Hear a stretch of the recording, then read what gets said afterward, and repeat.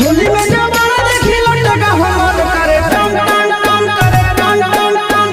होली में बैगन देखी कूद के जोबन करे टन टन टन करे टन टन टन। भर होली रे हमर चोली रे पानी खोजे कोन कान। होली में जवाना देखी लटका हमर करे टन टन टन करे टन टन टन।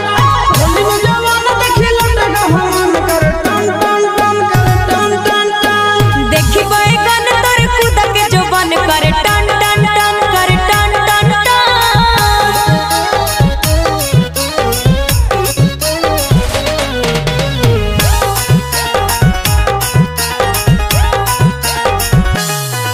अरे चौक पिच करी हको बस बस रे भीतर से चाह को धस धस रे।